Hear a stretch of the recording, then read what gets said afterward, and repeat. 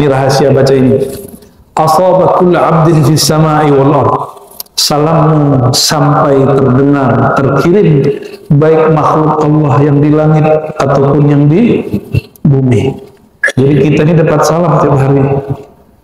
Inilah rahasia kenapa seluruh umat Nabi Muhammad SAW masuk surga. Kenapa? Karena setiap 5 waktu dapat salam. Kalau sholat zuhur berarti 2 kali salam. Sholat asar 2 kali salam, maghrib 2 kali salam, isya 2 kali salam. Sebuah riwayat yang menyebutkan ayuhan nas, ini dinisbatkan kepada Nabi SAW dalam satu khutbah. Wahai manusia, inna hadhihi dar darul tiwa la darus tiwa. Wahai manusia, ini bumi, ini dunia adalah negeri yang penuh kerusakan, bukan negeri tempat istiwa, tempat kamu tinggal.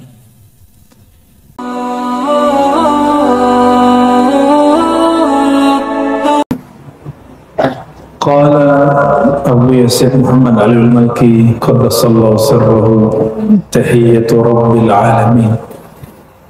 Salah satu rahasia sholat, di dalam sholat itu ada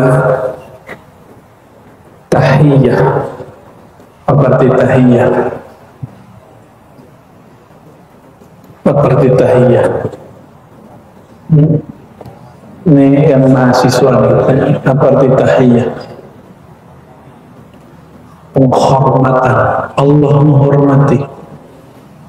Penghormatan dari Allah Subhanahu wa ta'ala. Ini sirnya sholat. Ini hari ini kita sirnya cuma di waktu tasyahud. Jadi pada saat tasyahud, apa rahasia umat Nabi Muhammad SAW supaya jangan main-main kalau sedang tasyahud, jangan buru-buru, jangan tergesa-gesa, dibacanya penuh dengan penghayatan. Apa kata beliau? Wassalatu fiha tahiyyatu rabbil alamin. Di dalam salat itu ada satu rahasia yang menjadi khas, keistimewaan umat Nabi Muhammad SAW. Berarti keistimewaan kita apa itu? Tahiyyatu rabbil alamin wa tahiyyatu imamil anbiya wal mursalin wa tahiyyatu jami'i ibadillah salihin. 3 penghormatan, 3 salam. Yang pertama salam dari Allah, yang kedua salam untuk Sayyidina Rasulullah SAW, yang ketiga salam untuk semua hamba Allah yang soleh. Hamba Allah itu tidak hanya manusia, ada jin, ada manusia, ada malaikat.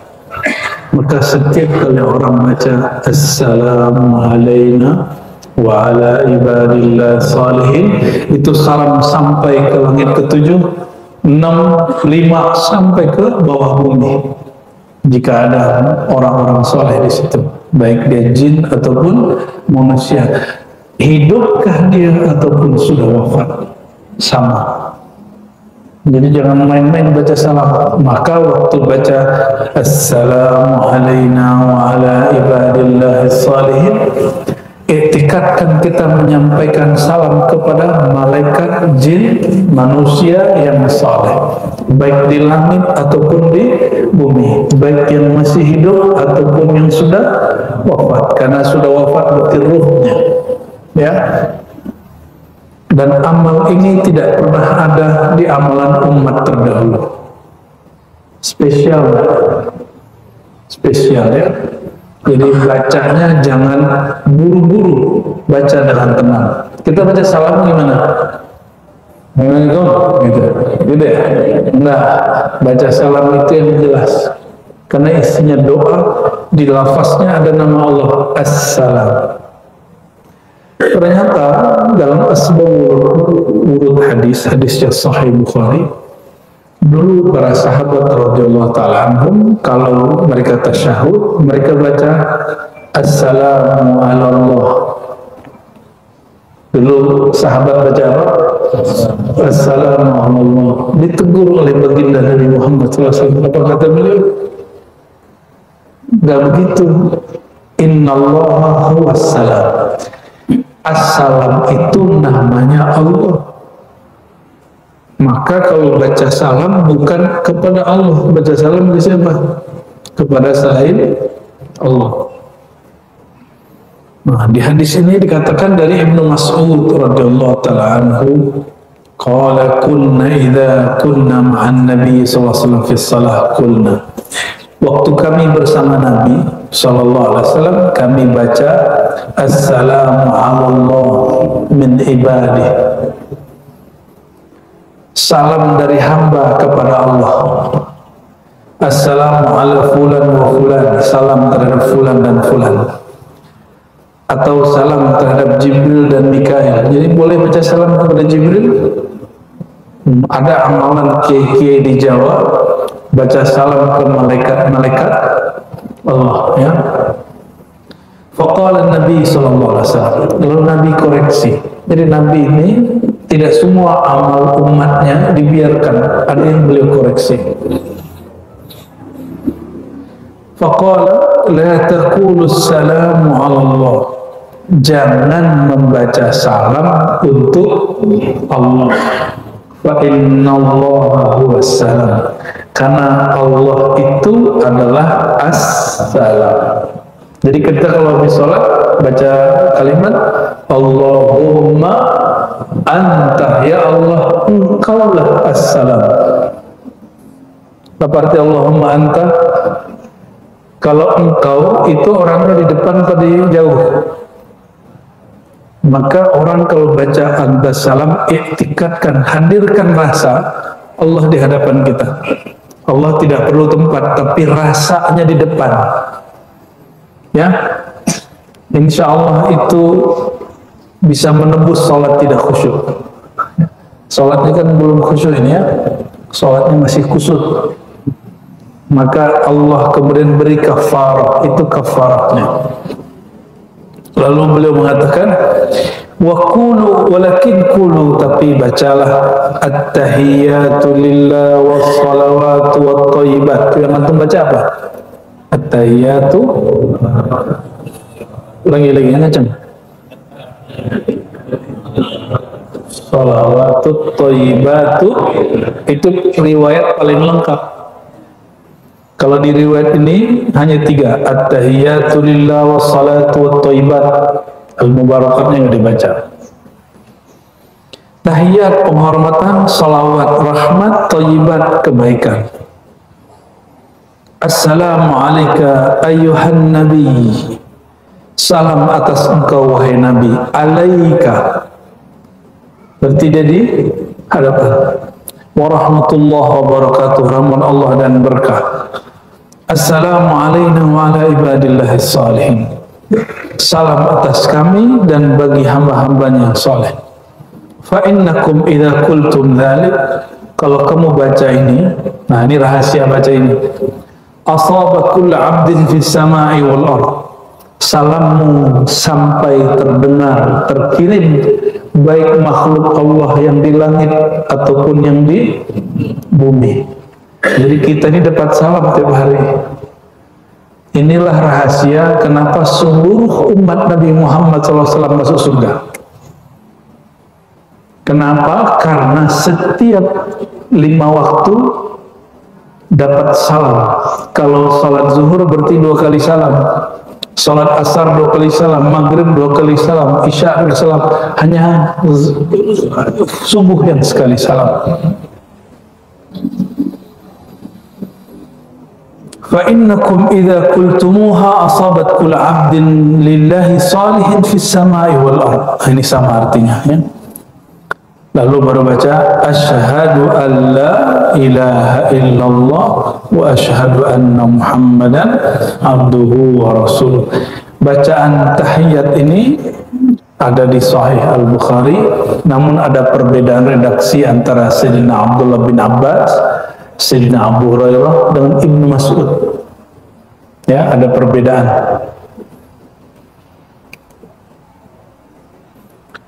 Di Ibnu Mas'ud ada tambahan, setelah Nabi wafat kami baca assalamu ala nabi. Tapi riwayat Ibnu Mas'ud ini tidak dipakai oleh Imam Syafi'i. Kata Imam Syafi'i, beliau memilih riwayat Ibnu Abbas yang tetap mempertahankan kalimat Assalamu alayka ya ayuhan nabi, walaupun nabi sudah wafat. Ya, jadi yang pakai assalamu ala nabi dan melarang assalamu alayka itu Syekh Albani. Gagal faham. Ini asbab dia meninggalkan mazhab.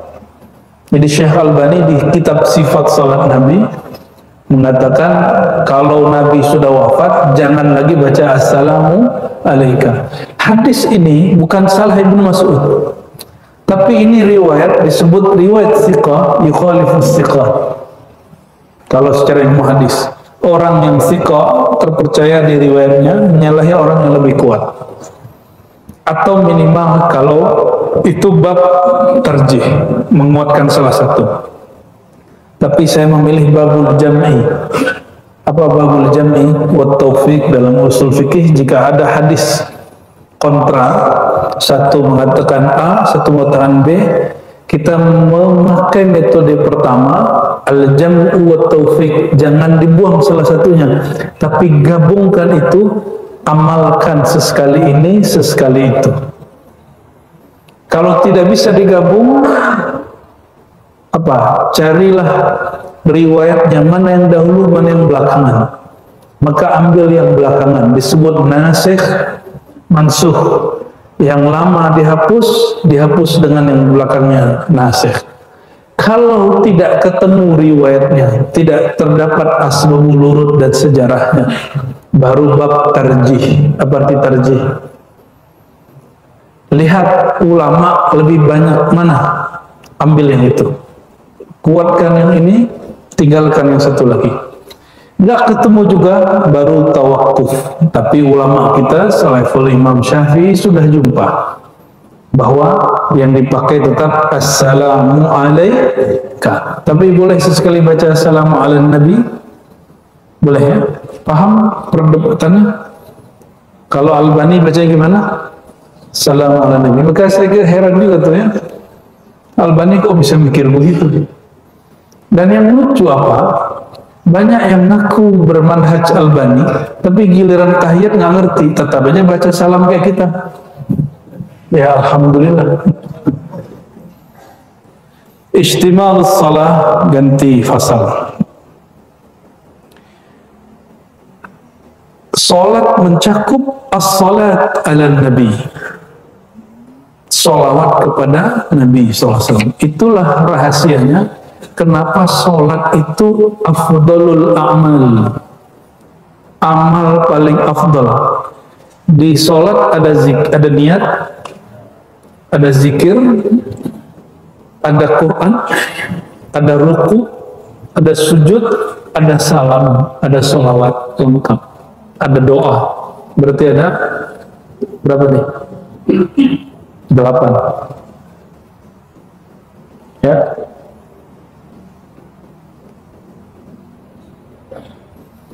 Wassalatu lillahi ta'ala fiha salatu ala nabi sallallahu alaihi wasallam. Di dalam salat kepada Allah ada salawat kepada Nabi Muhammad sallallahu alaihi wasallam. Wahya min azamil qurbat allati syara'aha Allah ta'ala. Salawat itu salah satu jalan pintas mendekat kepada Allah subhanahu wa ta'ala. Yang paling dekat kepada Allah siapa? Jibril atau Nabi Muhammad SAW? Nabi Muhammad. Maka orang yang bersalawat kepada Nabi Muhammad SAW, beliau katakan, orang yang paling aku utamakan nanti hari kiamat yang banyak salawat kepadaku. Maka kalau orang dekat kepada Sayyidina Muhammad SAW, berarti jarak dia dengan Allah cuma satu orang, yaitu Sayyidina Muhammad sallallahu alaihi wasallam. Qala Allah Ta'ala, inna Allah malaikatahu yusalluna 'alan nabiyyi walladzina amanu sallu 'alaihi wa sallimu taslima. Surat Al-Ahzab ayat 5-6. Sesungguhnya Allah dan malaikatnya bersalawat kepada Nabi. Salawatnya Allah Allah menurunkan rahmat. Salawatnya malaikat, doa agar yang disolawati dapat rahmat. Maka orang bersolawat itu makamnya ada dua. Pertama, makam fana kepada Allah. Maka saat itu dia merasa bukan dirinya yang sholat, tapi Allah yang bersolat. Makam kedua, makam nuraniyah, makam nur malaikat. Dia masih merasa dirinya yang sholawat, tapi yang lebih tinggi yang mana? Coba perhatikan. Allahumma salli ala Muhammad. Ya Allah, turunkan sholawat kepada Nabi Muhammad. Siapa yang bersolawat? Siapa yang sholawat? Coba perhatiin. Sallallahu ala Muhammad. Allah bersolawat kepada Nabi Muhammad. Siapa yang bersolawat? Kita atau Allah? Ya, kalau orang faham disebut dia fana, bahwa ternyata yang bersolawat itu Allah. Lisan ini punya siapa? Kolbu ini yang menguasai siapa? Maka orang jika solawat dengan lisan dan kolbunya, berarti Allah mengizinkan orang itu layak menyebut nama Allah dan Rasulnya. Nah, semoga kita dipantaskan Allah untuk bisa menyebut namanya dan nama Sayyidina Muhammad sallallahu alaihi wasallam. An Nabi Mas'ud al-Badri radhiyallahu ta'ala anhu qala atana Rasulullah sallallahu alaihi wasallam wa nahnu fi majlisi Sa'ad bin Ubadah. Kata Abu Mas'ud, dia berkisah tentang memori bersama Nabi. Kami pernah mendatangi baginda sallallahu alaihi wasallam wa nahnu fi majlisi Sa'ad, sedangkan waktu itu kami sedang berada berkumpul di majlis Sa'ad bin Ubadah. Faqala lahu Bushair atau Bashir bin Sa'ad, berkatalah Bashir bin Sa'ad, amarana Allahu azza wa jal an nusalli alaika ya Rasulullah. Nah, ini tips kalau ketemu orang soleh, orang alim, pancing untuk bicara ma'rifat. Ini yang pancing ma'rifat siapa? Bashir bin Sa'ad. Apa kata Ibn Sa'ad? Amarana Allah memerintahkan kami untuk nusalli alaika ya Rasulullah, untuk bersalawat kepada engkau ya Rasulullah. Fa kaifa nusalli alaik? Lalu bagaimana cara bersalawat seperti yang diperintahkan itu ya Allah, ya Rasulullah? Nah, ini sahabat-sahabat coba nyongkel-nyongkel. Begitu sahabat. Jadi kita kalau ketemu guru jangan diam semua, mesti ada yang mancing, tapi jangan berlebihan. Ya, mana yang pantas kita buka, kita buka. Lalu Sayyidina Muhammad SAW sakata Rasulullah, Nabi diam lagi nunggu wahyu. Ya, atau ini sudah ada tapi beliau sedang menunggu halnya selesai. Hatta tamannaina annahu lam yas'alhu, sampai kami mengira sahabat ini nggak pernah bertanya, sehingga Nabi kok diam aja. Nah, ini adab.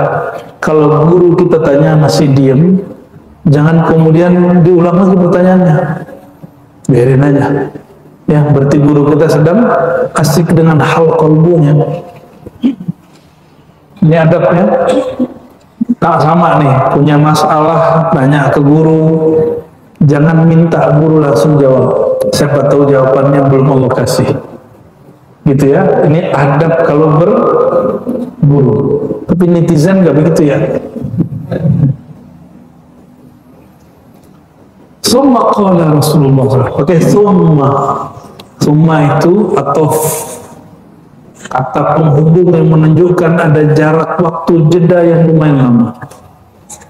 Lalu beliau berkalam, qulu, bacalah, Allahumma salli ala Muhammad. Ya Allah, turunkan rahmat kepada Nabi Muhammad wa ala ali Muhammad, dan keluarga Muhammad. Kama sallaita ala ali Ibrahim wa barik ala Muhammad wa ala Muhammad kama barakta ala ali Ibrahim innaka Hamidum Majid. Wassalamu kama qad alimtum. Kalau salam kalian sudah tahu ya. Ini dalil orang mengatakan tidak boleh pakai Sayyidina. Ya, betul? Di mana larangannya? Ada nggak larangannya di situ? Ya, Nabi nggak mungkin bilang aku lo Sayyidina kalau lagi bab tawadhu. Tapi ketika beliau sedang bab jalaliyah, keagungannya Allah tampilkan, maka beliau berkalam, ana sayyidu waladi adam yaumul qiyamah. Akulah sayyid kamu di hari kiamat. Kalau di hari kiamat sayyid hakiki Rasulullah, berarti di sini sayyid kita siapa? Sayyidina Muhammad SAW. Oleh karenanya ulama kita mengatakan membaca Sayyidina itu bab ta'zim dan adab. Bid'ah atau tidak? Enggak. Yang bid'ah itu enggak sholawat. Oke, jadi cukup, nggak usah berdebat lagi bolehkah baca Sayyidina. Mau di dalam sholat, di luar sholat sama. Maka kita tidak sepakat dengan fatwa tarjih Muhammadiyah yang mengatakan oh di dalam sholat nggak boleh, dia tidak dianjurkan baca Sayyidina. Mungkin terpengaruh oleh fatwa bin Albani. Syekh Albani mengatakan hal itu. Ya, setahu saya Muhammadiyah itu kiblatnya 4 mazhab, tapi dan tidak terikat satu mazhab. Kok kali ini ke Albani yang anti mazhab, dan dia menyebut ulama-ulama mazhab yang taklid itu sebagai seperti binatang ternak. Nauzubillah min dzalik. Itu kalimat yang paling tidak beradab dari Albani. Semoga Allah mengampuninya, karena kalimat itu nggak pantas muncul dari seorang ulama. Ya. Min khasa'is salah, di antara keistimewaan sholawat, ya. Jika kita jumpa dengan ini sholawat sudah selesai, ini masih sholat. Di antara keistimewaan sholat, bukan sholawat ya, jadi sholawat sudah selesai. Anna man tarakaha laki Allah Ta'ala wa huwa alaihi ghadban. Siapa yang meninggalkan sholat, nanti jumpa dengan Allah, Allah murka kepadanya. Berani ninggalin sholat? Jangan coba-coba ninggalin sholat ya.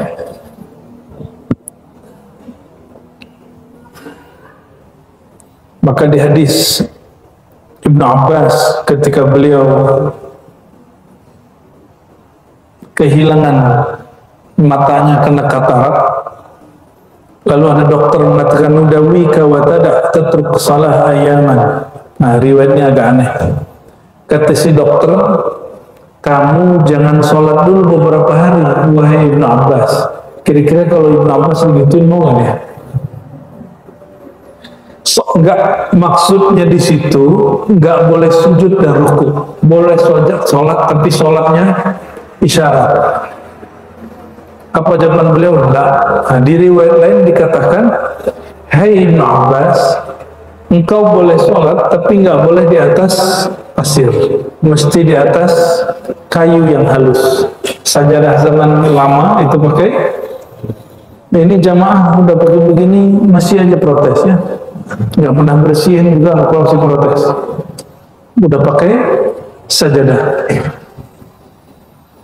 Lalu beliau mengatakan la atruku shalah abadan inna Rasulullah SAW qala man taraka as-salata laki Allah wa huwa alaihi ghadban. Aku tidak akan meninggalkan salat sampai mati. Kenapa? Siapa yang meninggalkan salat, kata Rasulullah, Allah murka kepadanya saat nanti jumpa. Na'udzubillah semua. Na'udzubillah. Hadis ini tidak sampai derajat sahih ya, hanya hasan li ghairihi. Di antara rahasia salat ya, apalagi man tarakaha faqad bari'at minhu zimmatullah. Orang yang salat maka terbebas dia dari ancaman Allah. Berarti dia di dalam lindungan Allah, ditanggung oleh Allah. Jadi orang salat subuh pagi, maka dia dihitung muslim sampai sore. Maka kita heran jika ada teroris di daerah Sinai ngebom orang sedang sholat Jumat. orang sholat dibom, kira-kira yang ngebom setan atau malaikat? Orang jahat atau orang jihad? Nah, ini berarti anak-anak kita jangan sampai salah untuk mengajarkan bom. Dan perlu diketahui, bom bunuh diri bukan bagian dari jihad. Bom bunuh diri bukan bagian dari jihad. Sampaikan kepada orang-orang yang ingin berjihad, ente harus mengerti babul jihad, dan tidak ada satu kitab pun yang membolehkan jihad bunuh diri, tidak ada. Kenapa? Ini tubuh rahasia Allah, ini nur Muhammad SAW. Ya, jangankan bunuh diri, mukul-mukul muka boleh nggak waktu meratap? Nggak boleh. Apalagi bunuh diri.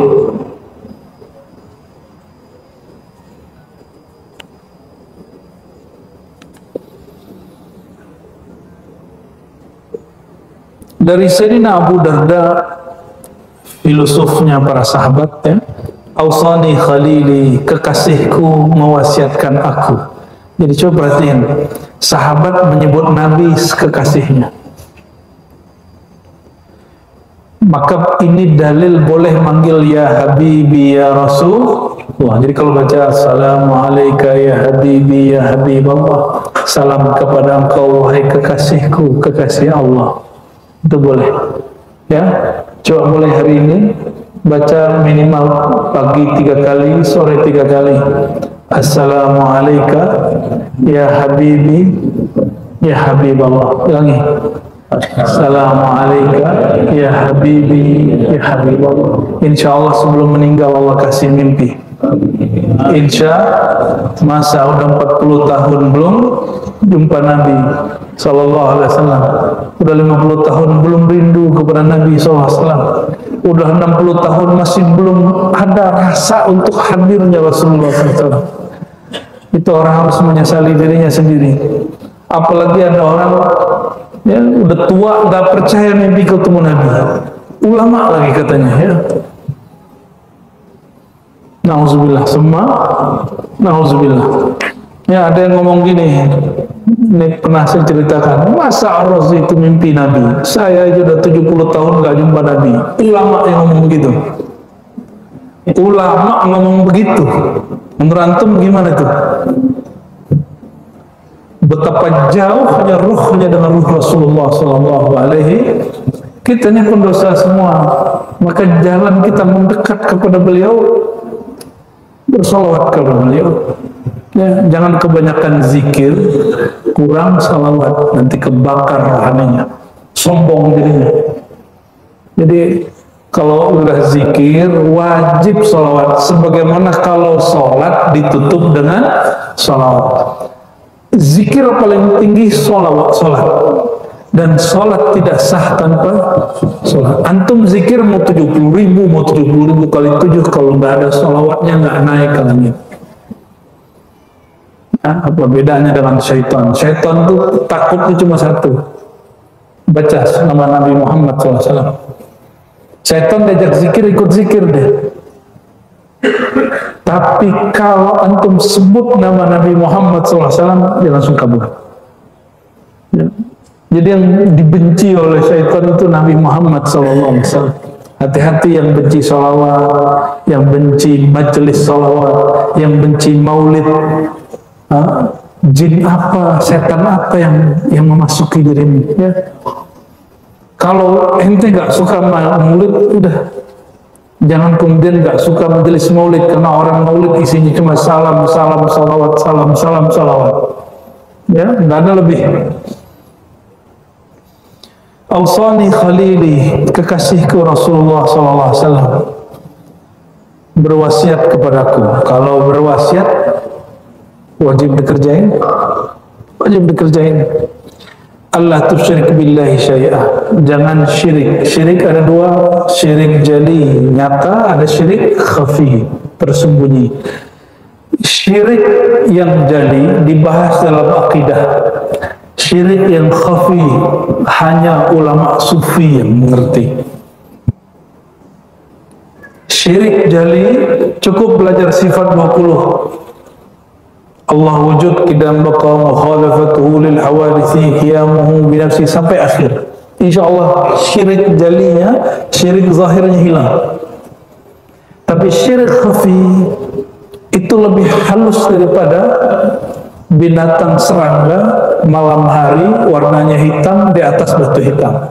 Halusnya bukan main halusnya, maka untuk mengobatinya juga harus dengan barang yang halus, dengan metode yang halus. Itulah metode zikrullah, tazkiyatun nafs yang sudah diwariskan Nabi SAW ke para sahabat, tabi'in sampai hari ini disebut tariqah sufiyah.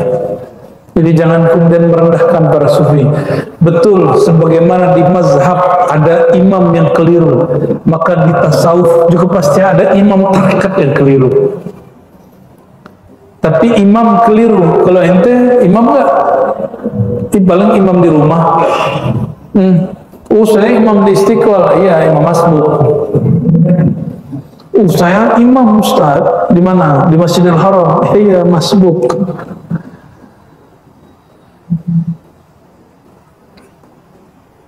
Wa in qut'ta aw hurrikta, meskipun kamu diancam dipotong ataupun dibakar. Ini pesan. Ingat, ini masa sudah dekat. Masanya sudah dekat. Saya nggak nakut-nakutin, tapi memang menakutkan. Ya, jika fitnah akhir zaman itu sudah dekat, karena Nabi mengatakan aku dan kiamat seperti dua jari. Kita sudah di ujung jari yang kedua. Maka kata beliau ini, jangan pernah syirik menyekutukan Allah dengan makhluk. Apakah itu namanya orang ngaku Mahdi, ngaku Isa, ngaku wali, sebenarnya itu syaitan semua. Ya, wa in qut'ta aw hurrikta, meskipun kamu diancam dipotong-potong badanmu, ditusuk-tusuk, disiksa-siksa ataupun dibakar. Nah, nanti itu pekerjaan Dajjal. Dajjal itu nanti nyiksa orang. Kalau nggak orang ditusuk-tusuk, dipotong-potong, yang kedua diapain? Diapain? Dibakar. Kita nggak dibakar, Pak. Anak kita dibakar sama dia. Kita nggak dibakar, istri kita dibakar, dipotong-potong nanti. Itu sebabnya dalam hadis Imam Ahmad, jika Dajjal keluar, ikat anak perempuanmu, istri-istrimu. Paham maksudnya? Karena perempuan ini paling takut, ya? Apalagi nanti bab makanan nggak ada di mana-mana, minuman nggak ada di mana-mana. Lalu ada yang menawarkan makanan tapi harus menyembah dia. Nah, itu Dajjal itu. Nanti dan dia datang dengan sosok Nabi Isa, datang dengan sosok Mahdi. Tapi dia bukan Nabi Isa, dia bukan Mahdi. Apa penciriannya? Dia mengajarkan syirik kepada Allah SWT. Maka dari sekarang kalau mau minum, bismillah. Yakini bahwa yang menyegarkan bukan air, tapi Allah. Kalau makan, bismillah. Dan yakini, ya Allah, Engkau yang maha mengenyangkan. Ini cuma makanan badan. Ya, kalau umur kita panjang, nanti kita latihan zikir menghadapi akhir zaman. Insya Allah ya. Kali antum kuat ya. Insya ya, ada zikirnya Pak. Itu sudah diwariskan ulama kita di sebagian kitab, tapi ada juga yang belum disebutkan di beberapa kitab. Wala tatruk salatan maktubatan muta'ammidatan, ya, muta'ammidan, jangan pernah tinggalkan salat. Berarti pesan keduanya apa? Habis, jangan syirik walaupun diancam nyawa melayang. Yang kedua, ya, jangan tinggalkan salat. Sayyidina Bilal diancam untuk bunuh, diseret sekota Mekah itu diseret. Sampai dagingnya, kulitnya sudah ya copot ya. Tapi dia hanya mengatakan ahad, aku tidak pernah menyekutukan Allah. Tubuh ini bakal hancur, kalau dihancurkan lebih cepat nggak apa-apa. Begitu pandangan Bilal bin Rabah. Maka saat dia baca ahad, dia nggak merasakan sakit lagi. Justru setiap kali disiksa oleh tuannya, dia merasakan nikmat sekali. Ya. wala tatruk salatan maktubatan muta'ammidan faman tarakaha muta'ammidan faqad bari'at minhu dhimmah. Siapa yang meninggalkan muta'ammidan, ini perhatikan, yang meninggalkan sholat sengaja, dia sadar dia tidak mengalami ahwal rohani apa-apa, itu sudah sholat, maka Allah lepaskan zimmah darinya, tanggungan darinya. Jadi kalau jumpa orang nggak sholat, kita nggak boleh tuduh dia, baik kawan, orang tua-tua, apalagi ada guru aneh-aneh, kadang dia belum sholat, secara kasat mata, secara kasat ya, selama mereka tidak mengingkari kewajiban sholat, kita nggak boleh ingkari dia. Itu kejadian pada guru beliau dulu, Gusmi, ya, benar ke? Beliau tidak menzahirkan sholat depan muridnya, benar nggak? Beliau cerita ke kami tadi, 12 murid yang sisa cuma 11, sisa cuma 2, selebihnya ingkar kepada gurunya. Kalau baru jumpa Gusmi udah ingkar, gimana jumpa Hudain Albani, murid Syekh Abdul Qadir Jilani? Ya, berat. Gimana jumpa imam-imam yang besar yang lain? Gak sanggup antum. Jadi kalau ada orang yang diyakini wali, terus di kasat mata nggak sholat, selama dia nggak bilang ngapain sholat, kalau dia begitu itu wali syaitan. Ya, jadi kemakrifatan para wali itu ketika dia tidak mengingkari syariat, mereka sedang mabuk, sukara. Ya, la taqrabus shalah wa antum sukara. Ayat ini bagi mereka masih berlaku. Jangan mendekati sholat kalian sedang mabuk. Mabuk apa? Mereka lagi mabuk ahwal. Itu yang disebut ya orang-orang majzub. Coba tanya orang yang khidmat dengan Wan Sekhon, nggak pernah lihat beliau sholat. Karena orang lagi mabuk, lagi sakran, ya, lagi jazbah. Tapi kalau jalur sufi, jadi bedakan wilayah kewalian ini, ada jalur sufi, ada jalur jazbah, ditarik akalnya Allah, ada jalur ketiga malamatiyah. Di luar jalur ini ada jalur sufi. Sufi itu jalurnya ngamalin syariat. Tapi dua kelompok tadi tidak akan pernah mengingkari syariat. Nanti ketemu orang dia ki wali, lalu dia menghina amalan sholat, itu wali syaitan. Antum jumpa wali jazbah, wali kemalamatiyah, dia terlihat tidak sholat, tapi jika dia tidak mengingkari, malah ngingetin kita sholat, insya Allah itu wali yang sahih. Ya, insya Allah itu wali yang sahih. Saya ada banyak dapat di Kalimantan juga ada orang begitu, di Sulawesi ada orang begitu, di Jawa, di Betawi, ya. Yang jarang itu di Sumatera kira. Di Sumatera ada orang belajar zikir ma'rifat terus jazbah, disebut gila, padahal bukan gila. Kalau di Jawa ilmunya ada, maka di Jawa kalau ada gus-gus ini majzub, jadab, ya, apa jadab namanya? Itu orang nggak berani menghina. Nah, cuma ada oknum yang memanfaatkan. Nah, ini hati-hati. Ya, kelompok dawir-dawir itu ya, mereka memanfaatkan itu. Wala tashrabil khamra, jangan minum khamar. Fa innahu miftah kulli syarrin, karena itu kunci segala keburukan. Jangan mengkonsumsi khamar. Khamar itu bisa khamar secara zahir, yaitu air, atau sejenisnya seperti narkotika. Ya, kalau di Malaysia apa narkoba? Dadah ya. Kalau dadah Indonesia gini dadah.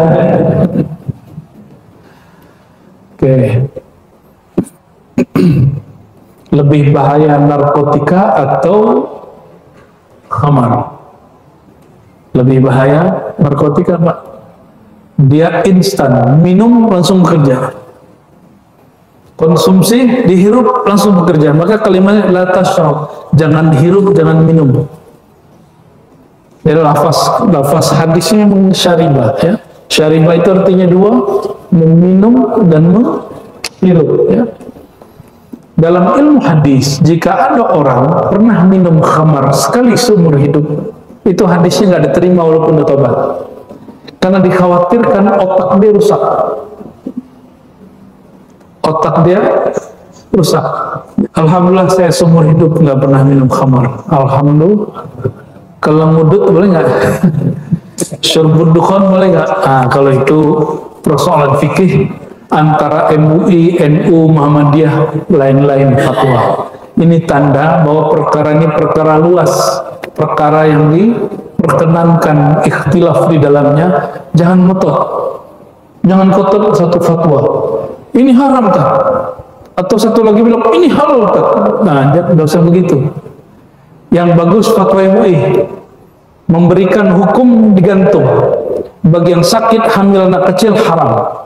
Di luar itu makruh. Nah, harus tambahin satu lagi. Untuk kiai halal. Kiai Abdurrahman. Kayak Kiai Haji Said Agil Sirat itu nggak bisa dia ngajar kalau nggak.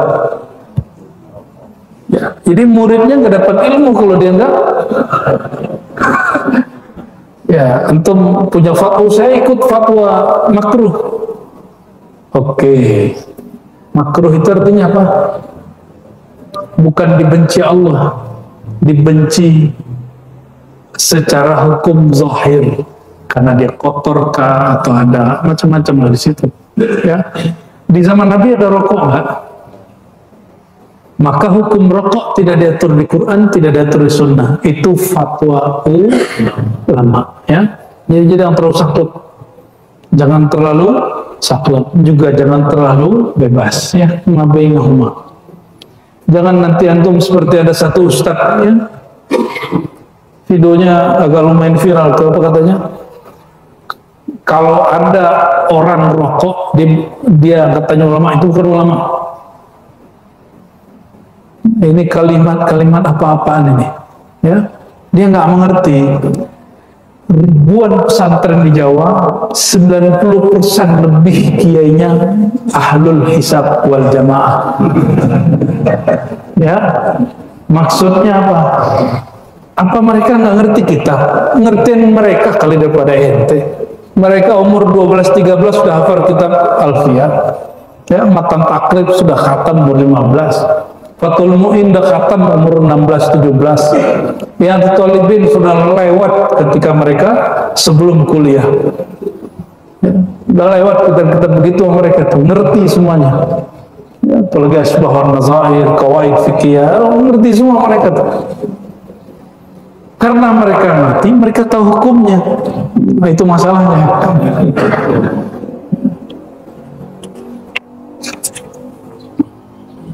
Wa an Mu'az bin Jabal radhiyallahu ta'ala anhu, dari Sayyidina Mu'az, atau Rasulullah SAW, rajulun, seseorang laki-laki datang kepada Nabi SAW lalu mengatakan, ya Rasulullah, alimni amalah, wahai baginda, ajarkan aku satu amal yang idza ana amiltuhu dakhaltul jannah, kalau aku amalkan itu aku masuk surga. Jadi boleh lo minta begitu. Dia datang ke kiai terus bilang, Pak Kiai, ajarin dong saya zikir yang bikin saya masuk surga. Boleh Pak? Berarti ngikutin sahabat yang misterius ini, ya. Apa jawaban Nabi? Karena dia minta masuk surga, syaratnya banyak. Tapi syarat ini ringan. Satu, tidak syirik. Kedua, ya, ati' walidaik. Sama kayak tadi. Jangan engkau syirik walaupun diancam nyawamu. Artinya apa? Mohon maaf nanti Pak, kita nggak makan, nggak minum, sakit luar biasa, haus luar biasa, ditawarkan ganti akidah. Jangan pernah. Ya, ini cuma ngomongnya enak nih, kalau kejadian belum tentu enak. Ya, berdoa kepada Allah mulai dari sekarang supaya hati ini betul-betul berkait dengan Allah Subhanahu wa Ta'ala. Itulah rahasia surat Al-Kahf. Jadi rahasia surat Al-Kahf di ujung surat. Apa ayatnya? Faman kana yarju liqa'a rabbih falyamal amalan salihan wa la yusyrik bi ibadatihi abada. Ya, jika kalian ingin jumpa dengan Allah, beramal dengan amal yang pantas, yang saleh, dan yang paling penting jangan pernah menyekutuinya. Wala yusyrik, pakai ba itu taukid, jangan pernah engkau syirik benar-benar di dalam ibudiyah, penghambaan. Nah, jadi kita ini makannya sudah jadi hamba Allah belum? Jangan cuma sholat jadi hamba Allah, makan, minum, bahkan mohon maaf yang sudah menikah, ketika melakukan hubungan suami istri masih ingat Allah nggak? Kalau nggak syaitan ikut serta. Yang belum nikah ya salam. Di situ orang banyak lupa, ya? Maka di saat itu dia bukan hamba Allah, tapi hamba kenikmatan fisik yang itu bakal hilang. Nauzubillah summa nauzubillah. Ingin merasakan nikmat surga yang disegerakan, ingat Allah sedang melakukan itu. Ya, insya Allah antum sudah mencicipi walaupun 0,000% dari nikmat surga ya. Amin ya rabbal alamin. Orang kalau zikir Pak, syahwatnya sedang muncak. Itu syahwatnya tidak akan terus naik, akan ketahan. Dan apa kata Nabi? Di sorga itu ketika orang melakukan menikah kawin dengan pasangannya, ratunya, apa yang terjadi?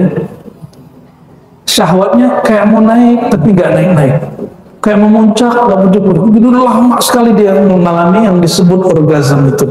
Dan itu disebut orgasme rohani. Ya. Dan beberapa imam seperti Abu Yazid, Junaid al-Baghdadi, Hallaj itu merasakan itu lagi sholat.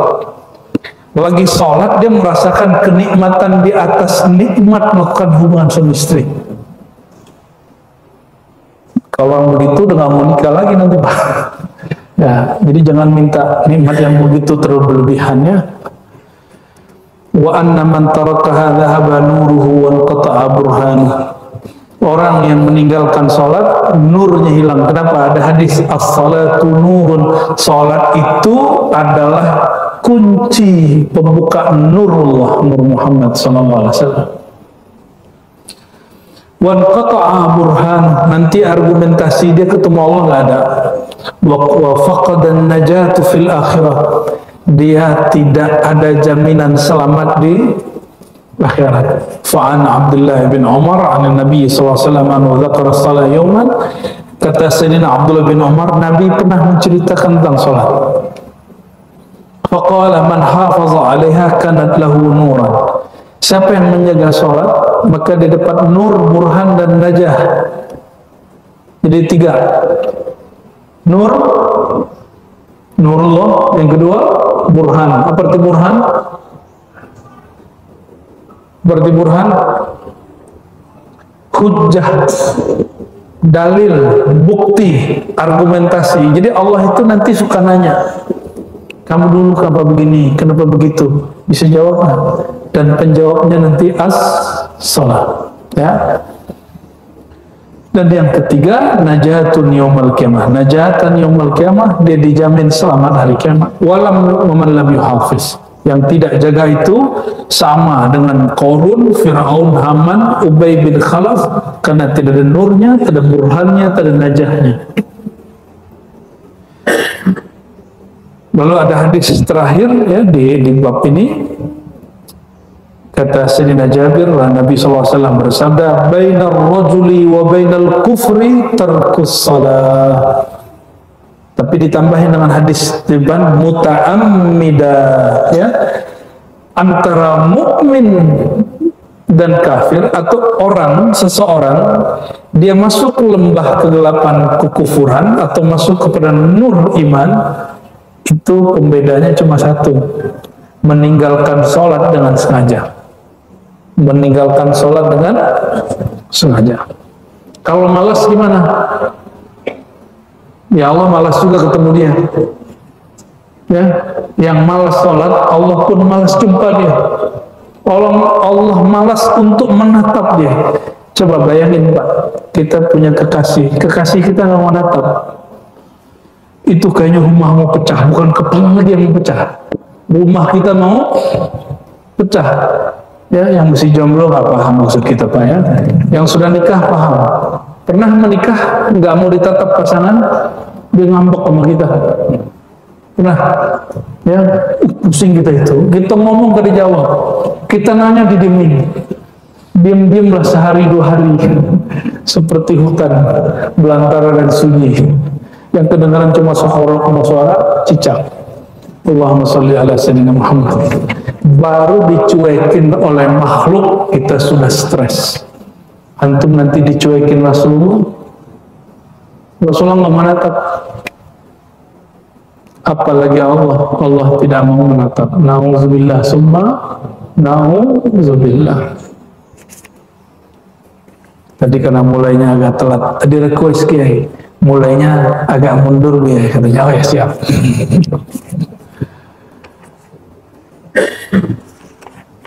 Halaman 78, syarfu salatil jamaah. Kemuliaan salat berjamaah.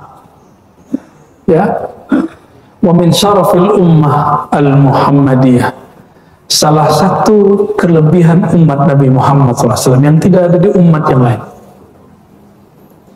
Ma ja'alahu Allah Ta'ala min al-khasais wal fadail salatil jamaah. Itu ada di salat jamaah. Apa itu? Anna salatil jamaah tazidu ala salatir rajul munfaridan bi 25 di'fan. Sudah sering kita dengar. Mungkin dulu dengar kiai, sekarang dengar hadis. Kata Nabi SAW di riwayat Abu Hurairah dan Ibnu Umar, salatul jamaati afdalu min salatil fadhi bi 27 darajah atau bi 25 darajah. Orang sholat berjamaah dengan sendiri, derajatnya berapa? Ini derajat di mana? Derajat di surga Pak. Surga itu derajatnya 100. Kalau antum jamaah sudah nyampe 25. Berarti berapa? Seperempatnya surga sudah. Jadi bolehlah saya sebut as-salatu rubu'u darajatil jannah. Ya. Ini nggak ada kitab, antum tambahin aja sendiri. Salat itu mahar seperempat derajat di surga. Surga itu derajatnya ada 100, 25, 27-nya ada pada salat jamaah. Waqad ajaba an-Nawawi wa an hadzal khilaf baina riwayatain. Yang benar itu 25 atau 27? Pernah dengar 25? Pernah dengar 27? Baru dengar sebagian ya. Dua-duanya ada di Sahih Bukhari, dua-duanya ada di Sahih Muslim. Imam Muslim kumpulin semua di satu bab. Ya, antara riwayat Abu Hurairah dan Ibnu Umar. Apa jawaban Imam Nawawi? Bi anna dzalika yakhtalif bi ikhtilafi ahwalil musallin was salah. 25 27 itu tergantung ahwal kondisi rohani dari orang yang sholat. Kalau antum lagi naik rohaninya 27, kalau standar 25. Coba bayangin, khusyuk nggak khusyuk 25. Sholat di rumah, ruhnya nyundul langit. 1. Ya, ini rahasia sholat jamaah ya. Fayakunu li ba'dihim 25 wa li ba'din 27 wa bihasabi kamali shalah. Dan juga tergantung sholatnya ya.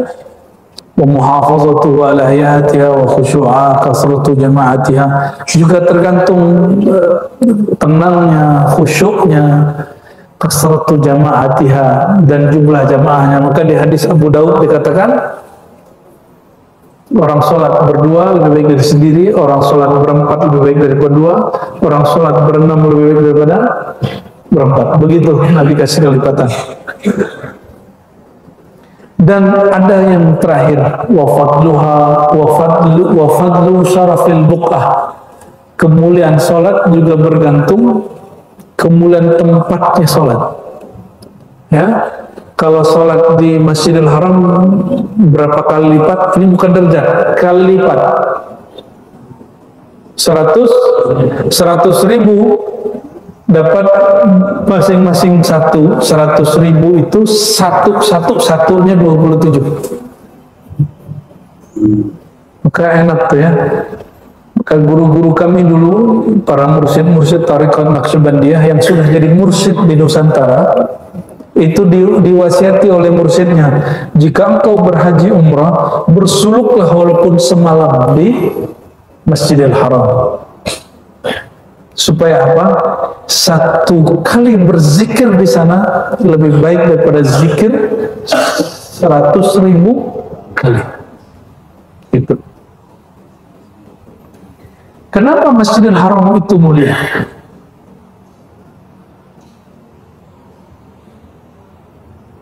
Kenapa dia mulia? Wah, ini ulama kita beda pendapat. Antum mungkin baru dengar.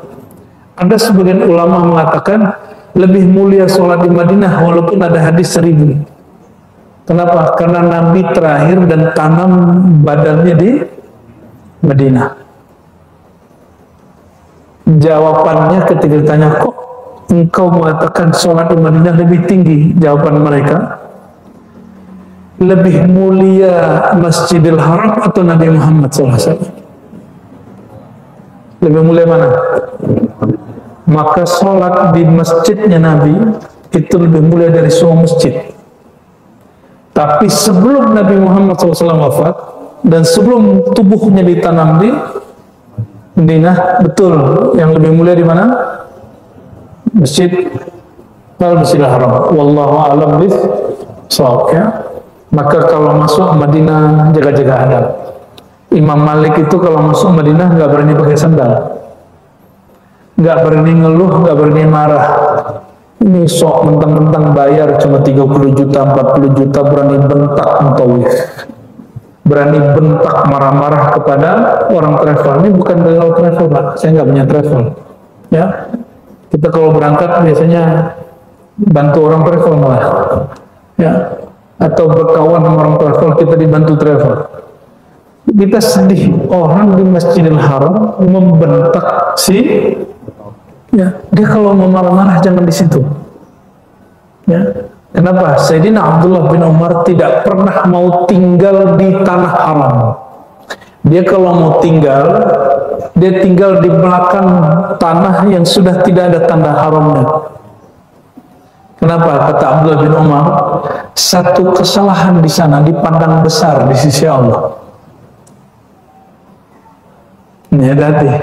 Satu kesalahan di Masjidil Haram, di tanah haram tidak hanya masjid, sampai daerah apa itu namanya, ada tandanya.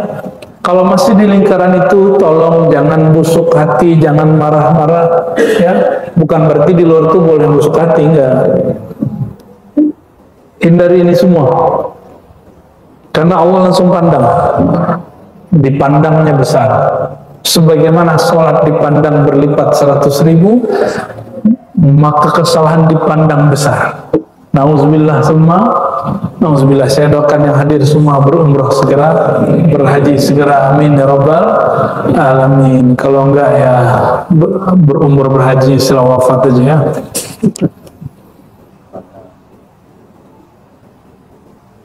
Satu lagi, ya. Apa kemuliaan sholat jamaah? Sholat jamaah itu penggugur dosa. Kata beliau, ma'akhfiratuz dzunub. Sholat jamaah itu menutup, menghapus dosa. Tapi dosa apa nih? Dosa kecil. Kalau dosa besar wajib taubat. Perhatikan, yang dihapus dengan amal soleh secara otomatis itu hanya dosa-dosa kecil. Dosa besar mesti diikrarkan tobat. Ya Allah, aku bertobat, minta ampun kepada Engkau. Mesti ada begitu, ya. Kalau perlu kita menangis di hadapan Allah Subhanahu wa taala.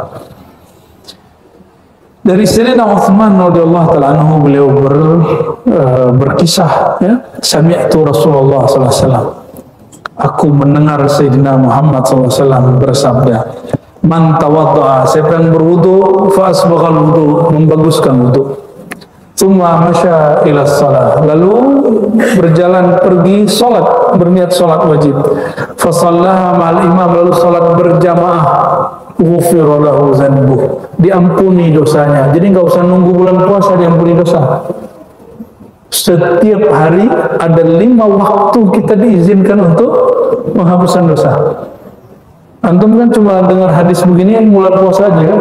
Man shoma ramadhana imanan wa ihtisaban ghufira lahu ma taqaddama min dhanbi. Siapa yang puasa malam siang hari, qiyam malam hari, diampuni dosanya ya yang berlalu. Kayaknya pengampunan cuma bulan puasa. Enggak. Setiap amalan itu ada sir di dalamnya penghapusan dosa. Lebih mulia puasa apa sholat? Puasa apa sholat?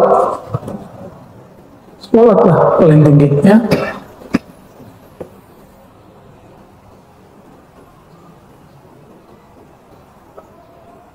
Nah, ini hadis penutupnya dari Sayyidina Abdullah bin Abbas, qala Rasulullah SAW,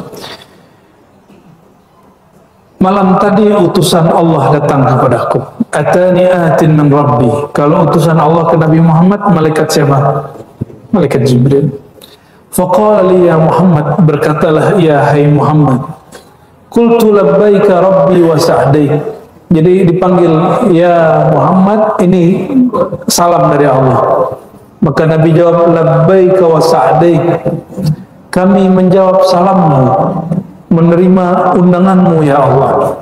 Qala hal tadri fima yahtasimul mala'ul a'la. Hai Muhammad, tahukah kamu malaikat yang ada di al-mala' al-a'la? Mala' itu artinya keramaian, al-a'la yang tinggi. Itu malaikat-malaikat. Jadi ada malaikat ulu, ada malaikat a'la. Itu beda Pak. Malaikat ulu ini malaikat-malaikat standar. Ini malaikatnya juga ada yang standar, ada yang high class, ada yang jenderal-jenderalnya, pejabat-pejabat langit. Mereka berdebat. Kalau di kitab Bahsul, masail ya, lagi diskus dia ya, dan diskusnya hot karena bahasanya yahtasimu. Apa arti yahtasimu? Sampai sempat bersih tegang. Malaikat ini bisa marah-marah juga. Tapi marahnya bukan marah nar, marahnya marah nur. Kalau antum marahnya apa? Ya, marah kegelapan apa marah cahaya? Qultu la a'lam.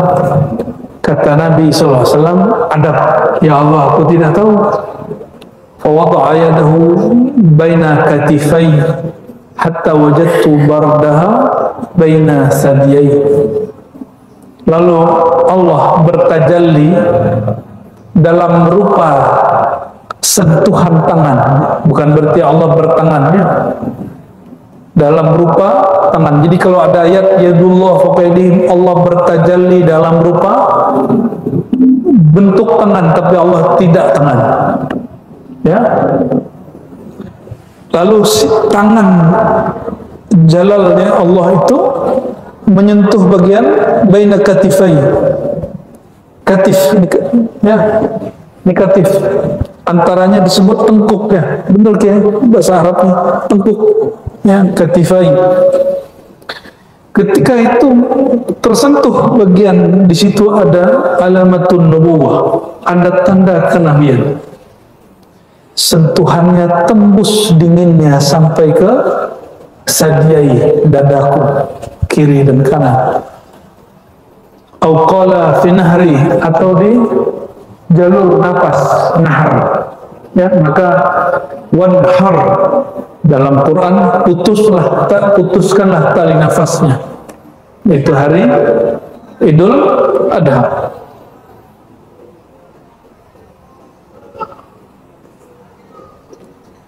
Fa'alimtu anna fi sama. Jadi Ketika sentuhan itu ada, langsung Allah bukakan mata batin Rasulullah SAW. Maka beliau mengatakan, fa'alimtu ma fis samawati wa ma fil ard. Sejak saat itu gaib langit dan bumi aku tahu. Jadi kalau ada orang nanya, Nabi tahu nggak alam gaib? Jawabannya dua. Iya tidak tahu, iya juga tahu. Kapan beliau tidak tahu? Sebelum Allah bertajalli dengan nur tangan, menyentuh tengkuknya. Tapi setelah itu fa'alimtu ma fis samawati wal ard. Aku diberi pandangan, diperjalankan melihat yang di langit ataupun yang di bumi, masa lalu dan masa depan. Nah, itu maknanya ya. Jadi Nabi tahu alam gaib setelah diberi tahu. Nabi sendiri tahu nggak? Enggak, tapi diberi. Nah, ini bedanya. Maka kalau ada orang mengatakan tidak mengetahui yang gaib hanya Allah, tunggu dulu. Kecuali yang Allah beri tahu. Ini perkataan Imam Al-Hafiz Asyuti, Imam Sunnah, Imam Ahli Hadis di zamannya. Au qala ma bainal masyriq wal maghrib, bahkan timur dan barat. Qala ya Muhammad atadri fima yahtasimul mala'ul a'la. Maka Allah kirim lagi pertanyaan, hei Muhammad, tahukah kamu apa yang diperdebatkan bersitegang antara malaikat-malaikat pejabat-pejabat langit? Mereka lagi bersitegang masalah kita-kita ini ya. Boleh GR nggak? Kita boleh GR, Pak. Boleh merasa agak senang-senang dikit. Qultu na'am, kata Nabi, tahu ya Allah. Fid darajat wal kafarat wa naqlil aqdam ilal jama'at. Ada 3. Ya. Hadis ini riwayat Tirmizi dan hadisnya hasan. Darajat, kafarat, darajat itu naik pangkat.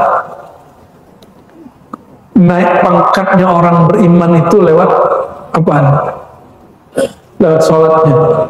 Wal kafarat, dan penebus dosanya. Dan yang ketiga, naqlil aqdam ilal jamaat, kaki melangkah ke jamaah. Itu mereka debat, berebut membicarakan tentang apa yang Allah kasih karena itu. Nah, sering-sering bikin jenderal-jenderal langit berdebat ya. Gimana caranya? Sering-sering datang ke majelis, sering-sering datang ke tempat sholat berjamaah. Ya, supaya nama antum viral di sana. Mau? Ya, di YouTube boleh lah, nggak viral.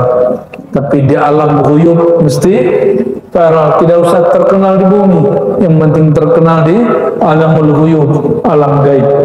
Ya. Kita tahu nggak? Ya kalau antum nggak ada penjatah ya nggak tahu. Kayak Nabi Muhammad tadinya nggak tahu.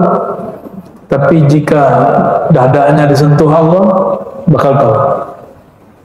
Ya, paham? Di situ? Ya sudah kalau gitu. Sudah 9:30. Satu pertanyaan aja kalau ada. Sebuah riwayat yang menyebutkan ayuhan nas, ini dinisbatkan kepada Nabi SAW dalam satu khutbah. Wahai manusia, inna hadhihi dar darul tiwa la darus tiwa. Wahai manusia, ini bumi, ini dunia adalah negeri yang penuh kerusakan, bukan negeri tempat istiwa, tempat kamu tinggal. Nah, maka Nabi kita sering dengar dari kecil ya, kun fid dunya ka'annaka gharib ya. Dulu saya ingat saya Zainuddin MZ tuh sering baca hadis tuh ya. Jadilah engkau di dunia hidup seperti gharib. Apa arti gharib? Orang asing. Orang asing yang gak mungkin dia berpikir akan tinggal lama. Enggak antum yang mau keluar. Dunia ini ingin mengeluarkan kita. Kita gak mau keluar nih. Dunia ini yang mengeluarkan kita sudah. Ya. Dan kita sudah sering sampaikan bahwa kenapa mati itu menjadi menyakitkan? Karena orang yang mati ini hatinya masih terikat dengan dunia. Maka ketika diputus oleh malaikat maut, itu yang menyakitkan. Ya. Nah, mulailah melepas-lepas itu sedikit demi sedikit. Ya. Bukan melepas hidup dunianya, bukan melepas kalau kita diberi kemewahan oleh Allah, nikmat, bukan itu. Tapi bergantungnya kalbu kepada yang bagian-bagian itu. Silakan hidup nikmat, hidup nyaman. Silakan pakai kendaraan, silakan semua. Tapi kalbunya jangan di situ. Kalbunya kepada pemberi nikmat. Kan sama aja. Orang mendapat nikmat syukur dengan sabar karena dapat musibah kan sama aja. Hidup seret sabar. Hidup nikmat syukur. Itu sama Pak. At-ta'imus syakir kas-sa'imus sabir. Orang yang dapat nikmat dan dia bersyukur, dia makan dia bersyukur, dia punya rumah dia bersyukur, dia punya semua fasilitas dia bersyukur, sama dengan orang yang sabar. Yang dia sabar saat dapat musibah. Sama aja. Sama-sama aja sebenarnya. Yang diuji cuma satu.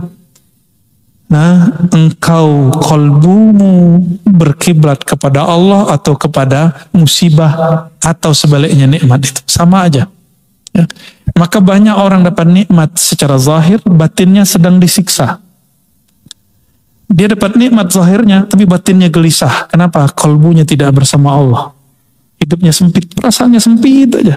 Ya. Ada orang hidupnya terlihat susah, tapi kalbunya selalu bersama Allah. Yang kamil sempurna, apapun keadaannya dia bersama Allah. Nggak mandang-mandang saat, ya, nggak mandang-mandang saya pengennya yang enak-enak aja deh gitu. Kalau udah ngaji hikam jangan gitu lagi ya.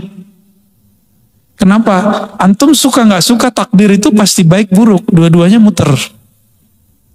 Disuka, dibenci, dapat kebaikan, dapat keburukan, dapat kerja, nggak dapat kerja, dapat nikmat, nggak dapat nikmat.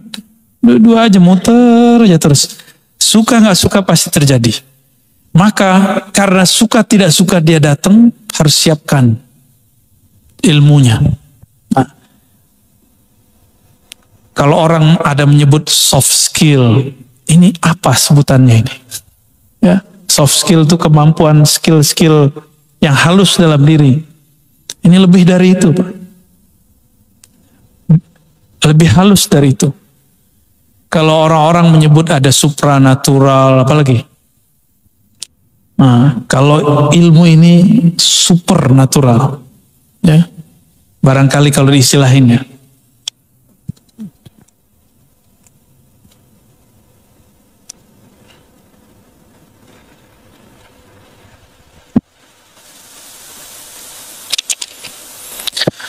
Ini saya berbicara sebagai seorang guru, karena saya seorang guru. Nikmatnya guru ustadz dai apa? Ada murid, ya, ada murid, ada orang-orang yang mau berkorban, ada orang-orang yang khidmat, ada orang-orang yang ngaji, ada orang-orang yang memuji, ada pengikut, follower. Ya, itu mirip-mirip dengan artis, Pak, mirip sekali. Cuma kalau dia berhasil dia akan jadi artis langit. Kalau enggak dia cuma jadi ustadz artis. Kapan dia kemudian berhasil? Kira-kira kapan dia berhasil? Nah, ini yang disebut di awal hikam dulu ya. Udfun wujudaka fi ardil khumul. Masih ingat gak? Nomor 4 Bu ya. Nomor 4 ya. Udfun wujudaka fi ardil khumul. Benamkan dirimu, wujudmu, ini wujud. Jangan merasa dirimu ada wujud fi ardil khumul, di bumi yang dalam, di tanah yang dalam. Wama nabata, sesuatu yang tumbuh sebelum saatnya, ya, biji yang tumbuh di atas tanah tidak dibenamkan sedikit, maka dia tidak tumbuh secara sempurna. Coba lihat biji padi, biji jagung, dibiarkan bergeletak, dia masyhur kelihatan, ya, tidak ditekan. Nah, menekan itulah yang disebut membakar ego. Dan yang melakukan itu guru. Guru yang bakar itu. Maka seorang dai, ini pesan saya untuk diri saya sendiri dan siapapun yang menjadi dai atau ustadz. Karena tidak ada namanya komisi pengawas ustadz, nggak ada. Maka carilah guru yang akan menguasimu. Carilah mursyid yang akan membimbing. Karena di atas langit pasti ada langit, di atas orang berilmu pasti ada yang lebih berilmu lagi. Di atas mursyid ada mursyid lagi. Ya. Kecuali jika rohaninya telah langsung berguru kepada rohaniah Rasulullah SAW. Boleh dia nggak berguru. Ya. Itulah masalahnya ya. Siapa yang begitu ya? Maka sampai hari ini saya masih berguru. Ya. Ketemu ke kampung mana, ke negeri mana, saya cari guru. Walaupun sesaat, ya, sejam, 2 jam, 15 menit, saya masih berguru. Ya. Ini tahadus bin ni'mah sebagai bentuk rasa syukur. Saya kemanapun saya cari guru. Ya, ada yang mau didatengin, ada yang tidak. Ya. Ada yang nggak mau didatengin karena dia nggak mau masyhur. Nah ini kita juga berguru kepada orang itu. Wow, ada ya orang begitu. Ada yang senang ya menerima kita seperti tamu. Alhamdulillah ya.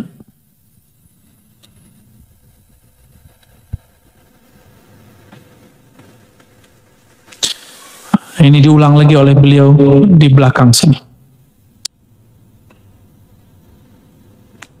Amma in kunta la ta'rifu Amma in kunta la ta'rifuhu illa fil jamal fahadha huwa maqamul awam. Jika engkau hanya mau kenal Allah dalam keadaan senang saja, berarti engkau masihlah orang awam. Selama-lamanya jadi orang awam. Rohaninya nggak naik-naik. Maunya cuma dapat nikmat, nggak mau diuji. Ya. Dan saya sudah berkali-kali juga memberikan analog. Kalau kita sekolah, nama kita nggak ada di daftar ujian, kita marah apa enggak? Dan kenapa orang-orang tidak marah sekarang jika dia tidak diuji? Seharusnya dia bersyukur dengan ujian, apapun ujiannya. Diuji kawan, diuji teman, diuji guru. Pada hakikatnya bukan mereka yang menguji adalah Allah Subhanahu wa Ta'ala. Ya.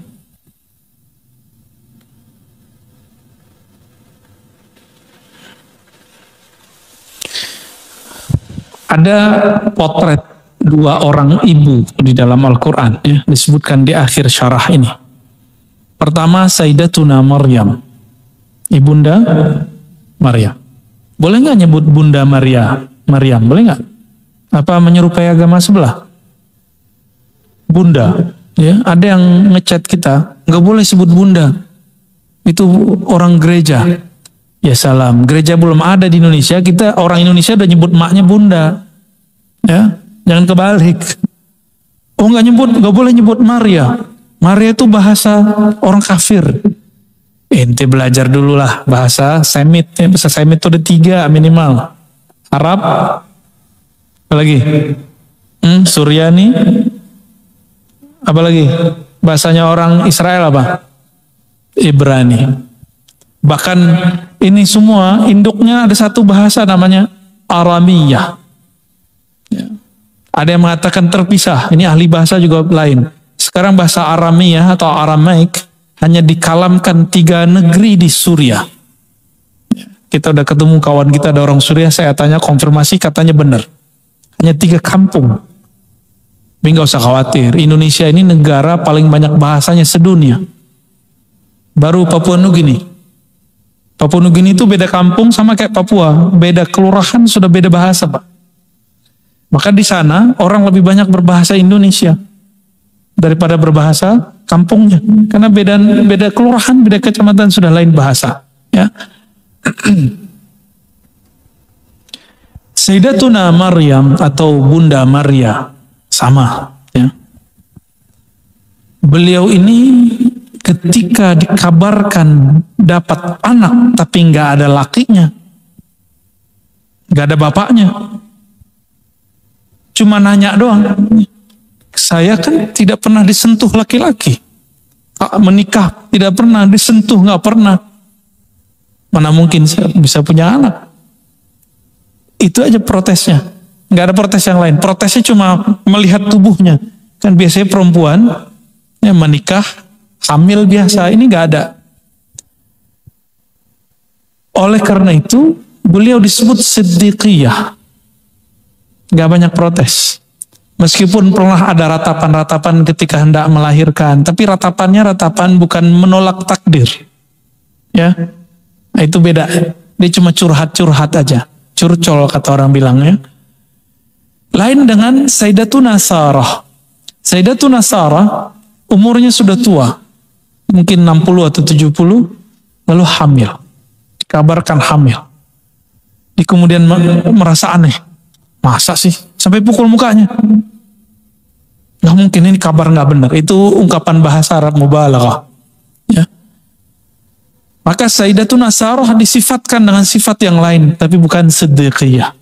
Siddiqiyah itu ma'rifat Sayyidatuna Maryam, ma'rifat Sayyiduna Abu Bakar As-Siddiq, menerima apa adanya. Itu dia. Ya. Nggak banyak tanya kalau Siddiqiyah. Ya. Makanya orang belajar ilmu ma'rifat kebanyakan bukan Siddiqiyah, tapi kebanyakan ilmu Sayyidina Ali, karena pakai pertanyaan lebih banyak. Kalau Sayyidina Abu Bakar nggak ada bertanya banyak. Pertanyaan 1-2 selesai. Ya.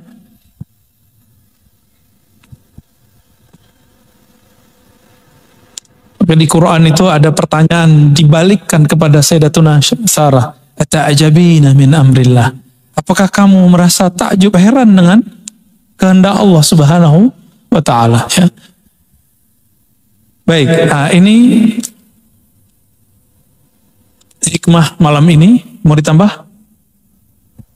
Langsung tanya jawab. Ya, oke, baik. Kita baca lagi lalu tanya jawab. La tastaghrib wuqu'al aqdar ma dumta fi hadhihi ad-dar. Jangan lagi engkau merasa heran dengan keburukan, perubahan, fana, kehancuran di bumi, karena itu adalah sifat aslinya bumi. Jangan kamu merasa heran dengan musibah yang ada di dunia, karena itulah karakter aslinya dunia. Fa innaha ma ubrizat illa ma huwa mustahiqqun wasfuha wa wajibun na'tuha. Karena dunia sifatnya tadi dua, dia akan menampilkan dua-duanya kemanapun engkau memandang, kemanapun engkau melihatnya. Wa ma lillahi baqiya, ditambah dengan kalam Imam Malik. Ini tambahan saya. Jika itu dibuat karena Allah, jika yang datang malam ini karena Allah, nanti insya Allah di sorga Allah pertemukan lagi kita. Insya Allah. Ya. Saya pun juga sama. Ya. Mungkin saya niatnya nggak benar, bapak aja yang ngumpul, nanti gurunya yang lain. Tapi saya juga berdoa, ya Allah, luruskan niatku, ya, kuatkan batinku. Ini yang disampaikan guru kami waktu di Sumeneb kemarin di Madura, Abu Yataifur Ali Wafa, Hafizahullah. Beliau juga seorang mursyid Thariqah Naqsyabandiyah, tabaqatnya satu tabaqat di atas saya. Ya. Apa kata beliau? Jika memang ruh dulu pernah bertemu di sana, di alam ruh, maka dia akan bertemu lagi dengan cara apapun di alam fana ini. Nanti juga akan bertemu lagi di masa mendatang di alam yang lain. Walaupun sukunya lain, walaupun sipitnya lain, ya, jenggotnya lain, ya, kompongnya lain, kulitnya lain, nggak ada masalah. Apapun karakternya, apapun suku bangsanya, mau di ujung dunia, kalau dulu di dalam ruh pernah bertemu, apapun metodenya, dia akan dipertemukan kembali oleh Allah SWT. Semoga ini bentuk reuni kita. Ya, amin ya rabbal alamin. Wassallallahu ala nabiyina Muhammad. Fadhal. Silakan kepada Bapak, Ibu yang mau bertanya, nanti sebutkan namanya. Sebelumnya, Buya, ini ada pesan dari jamaah, karena sekarang zamannya digital, kita bisa mengaji lewat YouTube atau streaming dari siaran-siaran langsung. Namun ada sesuatu yang membuat kita kadang-kadang seperti yang diutarakan jamaah tidak khusyuk mendengarkan seperti yang sekarang kita lakukan. Apakah di zaman Rasulullah seperti yang kita lakukan ini seperti halaqah? Apakah ada hadis yang mengatakan bahwa kalau kita seperti halaqah ini ada malaikat-malaikat yang membentangkan sayapnya, dan itulah sebabnya tidak khusyuk. Ada jamaah menanyakan kalau kita mendengarkan pengajian itu melalui YouTube atau kajian-kajian yang lainnya. Tanya. Tergantung niat, Pak. Mau hadir nggak hadir, Bapak hadir nggak tulus. Kadang ada orang yang dia jauh tapi dia tulus. Maka apapun pengajiannya, dimanapun caranya, apapun, mulai baca Fatihah. Jadi walaupun nonton YouTube, baca Fatihah untuk si ininya. Bapak kira saya nggak nonton YouTube juga? Sesekali saya masih nonton juga. Ada guru-guru kita, cuma saya banyak nontonnya masyaikh dari Timur Tengah emang. Ya. Biasanya ada kajian-kajian kitab. Jadi saya pun masih upgrade bacaan-bacaan itu, sekaligus ngelatih sama lughah, ya, memperdengarkan teks Arab supaya nggak lupa. Biasanya kalau bahasa nggak dipakai lupa, ya. Jadi boleh mendengarkan lewat sosial media, channel yang kita kenal itu jujur. Nah, ini pesan dari Syekh Ali Jum'ah. Ya, boleh mendengarkan dari sosial media, tapi dengan syarat itu otoritatif. Itu kalau bahasa sananya, ya silakan, nggak masalah. Kan nggak mungkin juga datang semua, nggak muat juga di Pak Anima, Pak. Yang saya takutkan satu di Anima itu aja, jalannya sempit Pak masuk sini. Ya, fadhal. Ada lagi, Pak Yudi?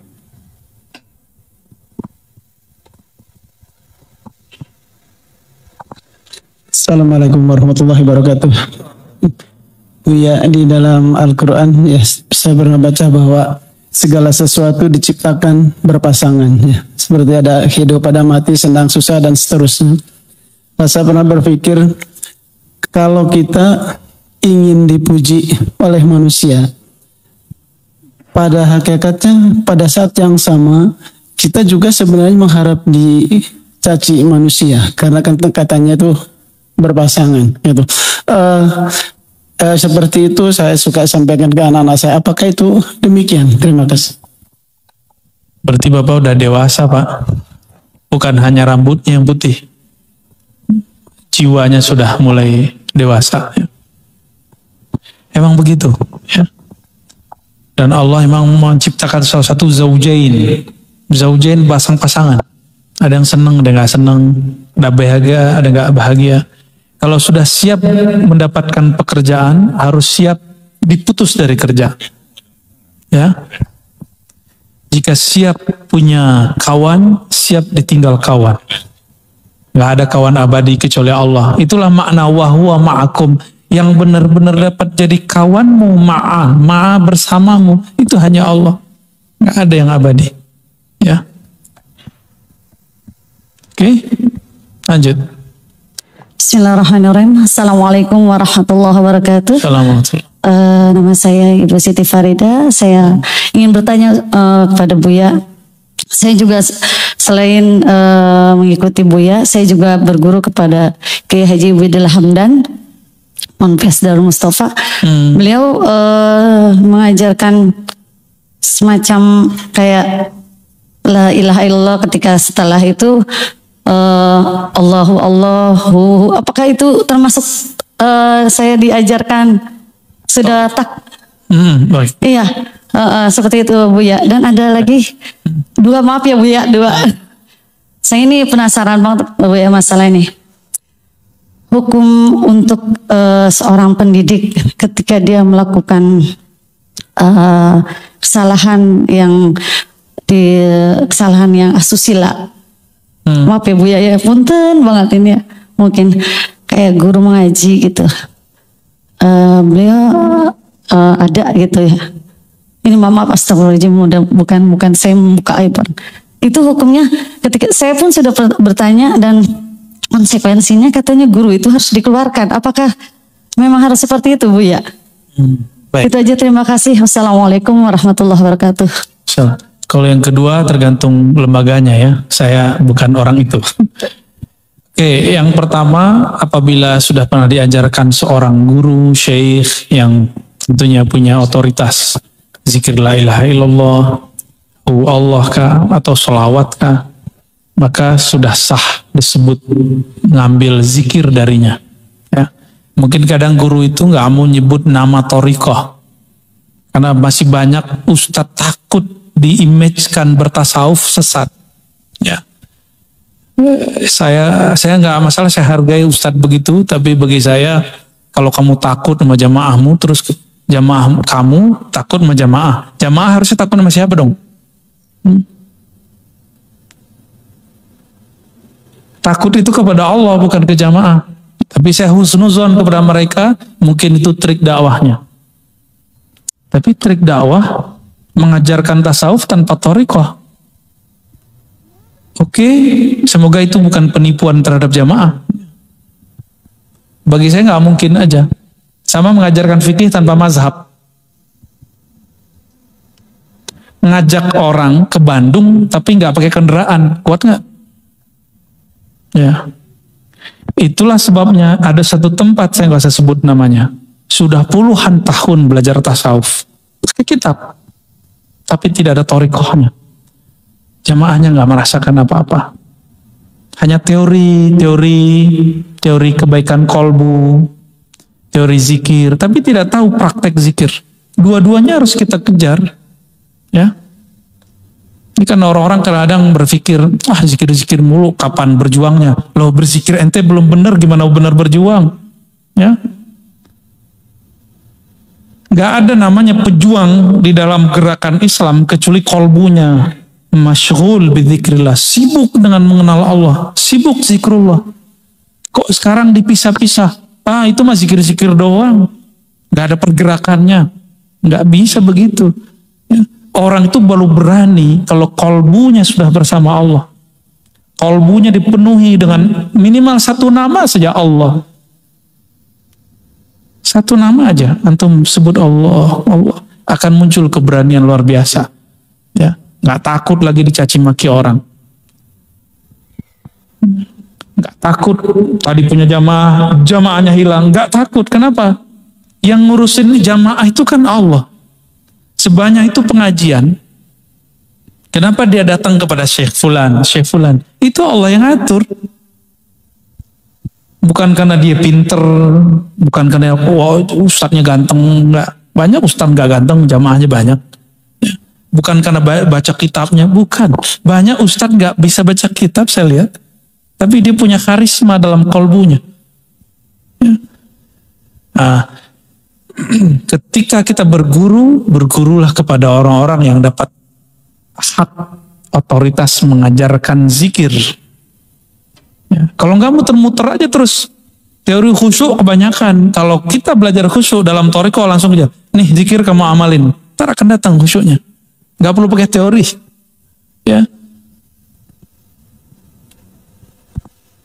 Jadi bedanya bercita-cita dengan berangan-angan, cita-cita itu ada prakteknya.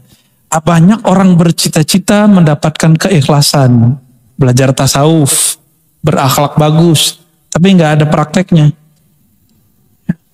Makanya mohon maaf ya, orang kalau cuma maunya ngaji-ngaji doang, nggak mau praktek zikir, nggak mau duduk malam hari, nggak mau latihan sebelum subuh atau ba'da subuh, ya hasilnya garing, sholatnya garing, akhlaknya juga begitu, garing semua. Ya,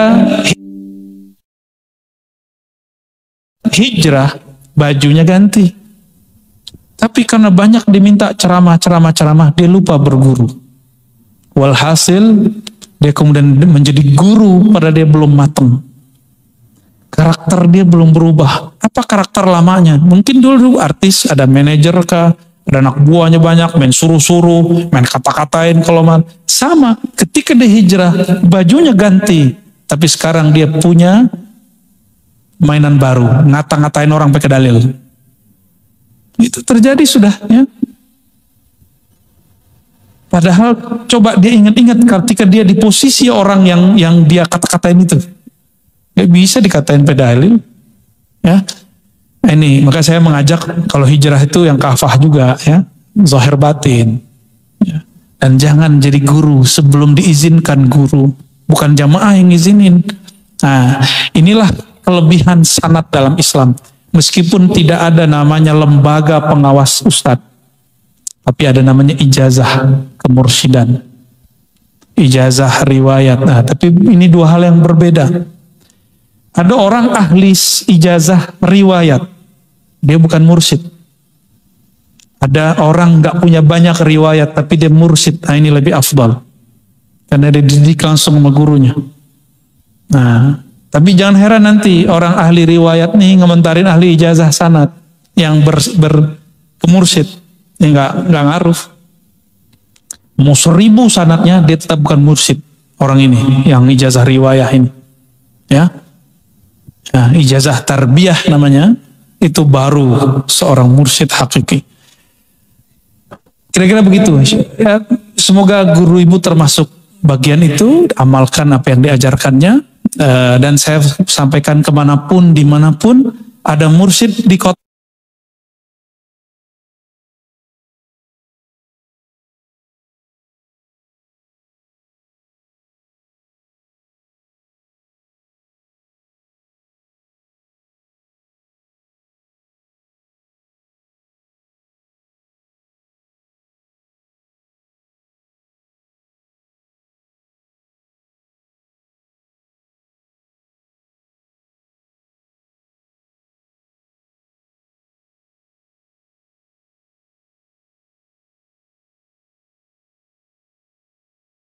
Kita berguru kepadanya, istikharah aja. Jangan berguru karena kemudian dia masyhur. Jangan berguru karena orang rame di situ, tapi berguru karena istisyarah dan istikharah. Istisyarah minta isyarat kepada para masyayikh, kemudian istikharah minta dipilihkan oleh Allah Subhanahu wa taala, ya. Wallahu a'lam bishawab. Ada lagi? Oke. Baik. Assalamualaikum warahmatullahi wabarakatuh. Assalamualaikum.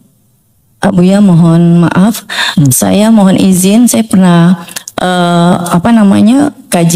ikut kajian Buya di YouTube, kemudian Buya mengijazahkan salawat ahadiyah, dan itu alhamdulillah saya mengamalkan. Saya mohon izin untuk mengamalkannya Buya, semoga Buya mengizinkan. Kemudian yang kedua Buya, kadang-kadang kita mengikuti kajian lewat YouTube itu, kadang-kadang kita sebagai ibu rumah tangga sambilan, misal sambil masak atau sambil nyetrika, itu bagaimana Buya? Apakah itu termasuk ul adab atau bagaimana? Karena kalau untuk kajian seperti ini kan memang kita fokus ya. Kalau di rumah kadang-kadang sambil masak atau sambil nyetrika untuk keluarga. Mohon penjelasan Buya. Terima kasih. Wassalamualaikum warahmatullahi wabarakatuh. Assalamualaikum. Ini ilustrasi aja Bu. Saya punya kawan dan punya guru, kalau khatam Quran biasanya di atas motor. Maksudnya apa? Dia kalau naik motor bukan ngapalin, takrir, ngulang bacaan dari awal sampai akhir. Maka sering Allah ya Ahad, itu bacaannya. Saya dipermasalahkan ke yang 3. Allahumma ya Ahad salli alal mahdi. Ya Allah berilah salawat sampai ke rahmat kepada al-mahdi, khalifahmu. Apa kata orang ini? Ini kadang yang mempersalahkan orang yang dianggap alim di tempatnya. Maka saya jawab, ya, gak boleh, kata dia, sholawat kepada selain Nabi. Kata orang alim ini. Gimana Pak? Benar gak boleh sholawat kepada selain Nabi?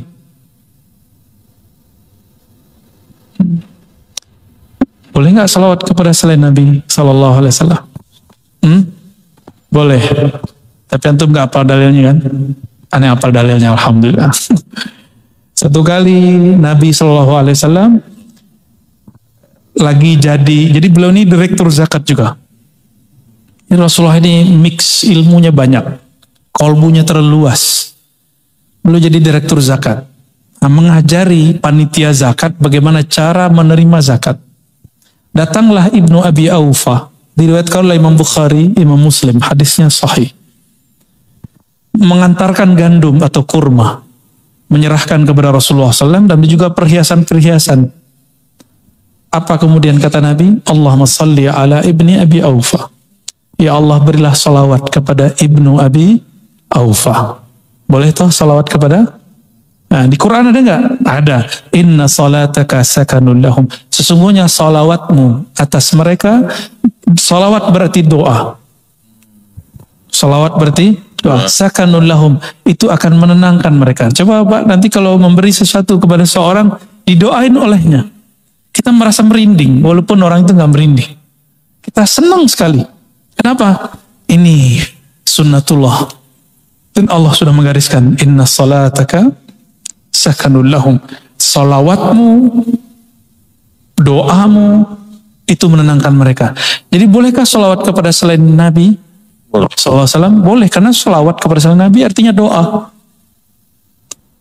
Salawat ke Nabi artinya doa juga. Tapi pantaskah kita mendoakan Nabi? Enggak. Justru mendoakan Nabi sebenarnya mendoakan diri kita. Ya. Ya Allah, berikanlah salawat, salam kepada Nabi Muhammad SAW. Ya. Kalau orang lama, orang Palembang, orang Banjar, ya, dulu mereka membahas Nur Muhammad SAW. Di dalam diri kita ada Nur Nabi Muhammad SAW. Jika kita bersalawat kepada Nabi, maka Nur di sini tambah besar. Itu yang disebut engkau bersalawat kepadanya sekali. Allah besarkan nurmu 10 kali. Itu maknanya. Sallallahu alaika asyara marrat. Allah bersalawat kepadamu 10 kali. Gitu, ya. Jadi kalau ada yang bertanya mengenai ini, apakah boleh? Boleh, ya. Bahkan dia di sini ada maulid nggak? Baca maulid nggak? Ya. Yang penting tuh bukan gendangnya Pak ya, penghayatannya yang penting. Ya, gendangnya mah nggak usah kenceng-kenceng, yang lembut. Ya. Rasulullah disebut al-ab al-akbar. Ya. Maka boleh menyebut assalamualaikum ya aba ruhi atau ya abati ya Rasulullah. Salam atas engkau wahai ayahanda ruhku. Itu maknanya, bukan ayahanda jismani. Itu ya. Allahu a'lam bishawab. Ada lagi? Sudah.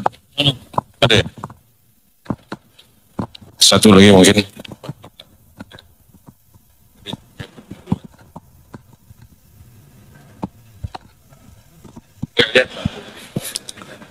Assalamualaikum warahmatullahi wabarakatuh. Saya cuma mau menanyakan sedikit aja Pak Ustadz mengenai salawat Bani Hasim yang pernah saya dapat dan diajarkan oleh Kiai Haji Ahmad Saibul Wafa Tajul Arifin bin Nur Muhammad Abah Anum. Mohon penjelasannya. Terima kasih. Assalamualaikum warahmatullahi wabarakatuh. Assalamualaikum. Salawat Bani Hashim salah satu salawat yang diamalkan ulama-ulama besar. Oke, Pak. Silakan diamalkan ya. Kalau untuk mensyarahnya, nanti saya buat majelis khusus mensyarah kitab-kitab salawat. Karena